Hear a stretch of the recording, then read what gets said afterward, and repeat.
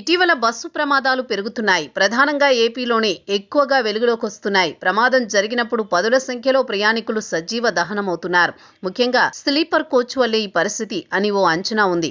అత్యాధునిక బస్సులు అందుబాటులోకి వచ్చాయి, కానీ ఏపీ స్లీపర్ ఇతరత్రా కారణాలతో తరచూ ప్రమాదాలు జరుగుతున్నాయి. అందుకే ఏపీ ప్రభుత్వం స్లీపర్ బస్సుల నిషేధం దిశగా అడుగులు వేస్తున్నట్లు ప్రచారం నడుస్తోంది. ఎందుకంటే ప్రమాదాలు జరిగినప్పుడు అందులో ప్రయాణిస్తోన్న జనం బయటపడే అవకాశం లేదు. అందుకే వారు ఎక్కువగా మూల్యం చెల్లించుకోవాల్సిన పరిస్థితి. ప్రమాదాలకు కారణమవుతోన్న స్లీపర్ బస్సులను నిషేధిస్తే సమస్యకు పరిష్కార మార్గం దొరుకుతుందని రాష్ట్ర ప్రభుత్వం భావిస్తోందట.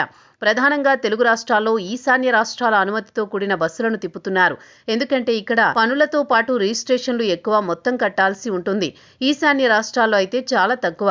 అందుకే అక్కడ రిజిస్ట్రేషన్లు చేసుకున్న బస్సులు ఇక్కడ తిప్పుతున్నారు. ఇక్కడి కంటే అక్కడ ఫిట్నెస్ పరీక్షల నిబంధనలు కూడా తక్కువ. ఆ కారణంతోనే స్లీపర్ కోచ్లు ఎక్కువగా నడుపుతున్నారు. ఈశాన్య రాష్ట్రాల అనుమతితో తీసుకున్న బస్సుల దక్షిణాది రాష్ట్రాల్లో ప్రధాన నగరాల మధ్య రాకపోకలు సాగిస్తున్నాయి.